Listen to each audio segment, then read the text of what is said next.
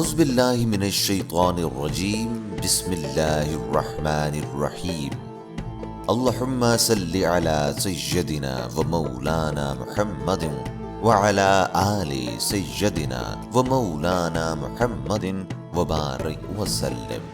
پیام۔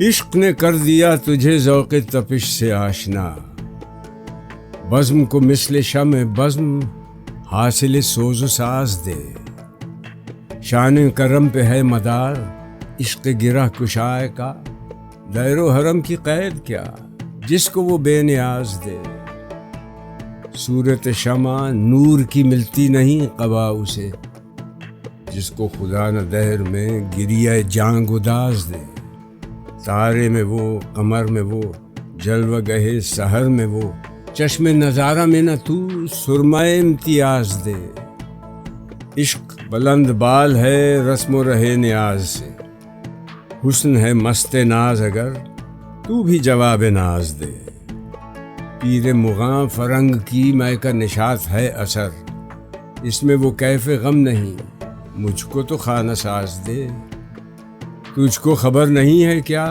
بزم کہن بدل گئی، اب نہ خدا کے واسطے ان کو مہ مجاز دے۔ ایک معنی ذوق تپش، تڑپنے کی لذت۔ مطلب اقبال کی زیر تشریح اپنی حیت اور موضوعات کے حوالے سے زیادہ اہم نہیں، اس لیے کہ اس نظم میں بھی انہوں نے ان مسائل کو سابقہ انداز میں دہرایا ہے جن کا تذکرہ وہ اپنی متعدد نظموں میں کر چکے ہیں۔ بہرحال وہ آغاز اس طرح کرتے ہیں کہ اے ہم نشین، عشق نے تجھے سوز سے نوازا ہے، لیکن تیری انفرادیت یہ ہونی چاہیے، شمع محفل کی طرح اپنے عہد کو روشنی عطا کر۔ مراد یہ کہ سوز عشق میں خود مبتلا ہونا کافی نہیں، بلکہ ضرورت اس امر کی ہے کہ اس کیفیت سے دوسرے بھی استفادہ کر سکیں۔ دو معنی دیر و حرم، بت خانہ اور مسجد۔ مطلب عشق کو اگر مشکلات کا حل تصور کر لیا جائے تو یہ بھی تسلیم کرنا پڑے گا کہ یہ دولت رحمت خداوندی کی دین ہے، اس ضمن میں دیر و حرم کی پابندی نہیں بلکہ اسے تو وہی بے نیاز عطا کرتا ہے۔ تین شمع کو اگر شعلے کی صورت میں نور کا لباس ملا ہے تو اس کی وجہ شمع کا جلنا ہے، مراد یہ کہ کوئی بھی بلند مرتبہ تکلیف اٹھائے بغیر حاصل نہیں ہوتا۔ چار معنی سرمہ امتیاز، امتیاز کا سرمہ۔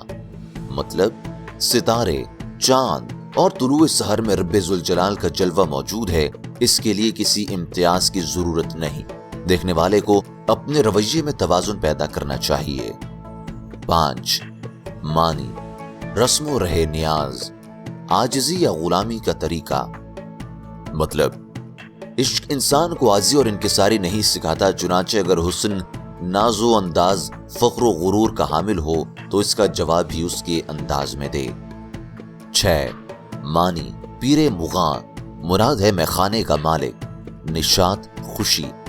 مطلب اے ساقی، یہ تسلیم کہ انگریزی تہذیب بظاہر مسرت و انبساط ادا کرتی ہے، لیکن یہ امر ضروری ہے کہ اب اپنی قوم تہذیب سے آشنا کر۔ سات اے ساقی، تجھ کو شاید اس امر کا ادراک نہیں کہ قدیم تہذیب بڑی حد تک تبدیل ہو چکی ہے، لہٰذا ہمیں ظاہری باتوں کے بجائے جملہ حقائق سے پوری طرح آشنا کر۔